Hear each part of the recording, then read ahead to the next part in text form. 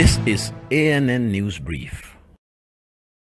World powers and regional actors overseeing Libya peace truce have warned against deteriorating situation in the North African country. At a security conference in Munich over the weekend, the United Nations Deputy Envoy to Libya, Stephanie Williams, said last month's truce that called for a halt in foreign interference in Libya had been violated more than 150 times already.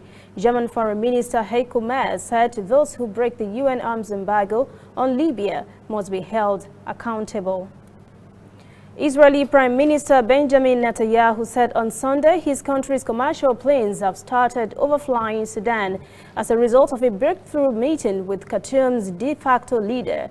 Sudan granted Israel approval to fly over its territory 2 days after Sudan's military head of state, Abdel Fattah al-Burhan, met Netanyahu in Uganda earlier this month.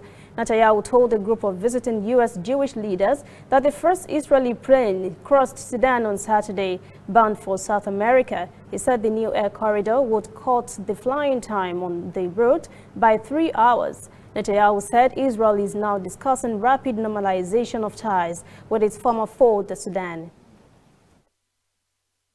We are on the road every day, canvassing throughout Africa for news you really need. We follow this story everywhere, from every corner of Nigeria to the wide African expanse. We bring you what's making headlines. We connect you with news you can use.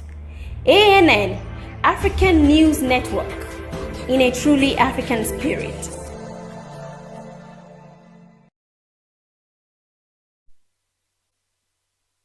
They have condemned and called for a quick investigation into the killing of Abdulwali Al-Hassan near the capital Mogadishu on Sunday. Police said the TV and radio journalist was killed by gunmen in Somalia's Afgoye district. His colleague said he was shot several times in the head and chest as he was heading home from work. Afgoye's police commander, Captain Abdikadir Osman, said 25-year-old Abdulwali Al-Hassan died on his way to hospital. There was no immediate claim of responsibility for the killing in the district, 25 kilometers outside the capital, Mogadishu. Amnesty International says there has been dramatic deterioration in media freedom for 3 years now. When President Mohamed Abdullahi Farmajo came to power, it says at least 8 journalists have been killed, 5 died in Al-Shabaab attacks, 2 were killed by unidentified gunmen, and 1 was shot dead by a police officer. That is ANN News Brief at 11. For details on these and other breaking stories, visit our website, annafrica.news. Conversation continues on our social media platforms, Twitter, Instagram, and Facebook at ANN Africa TV.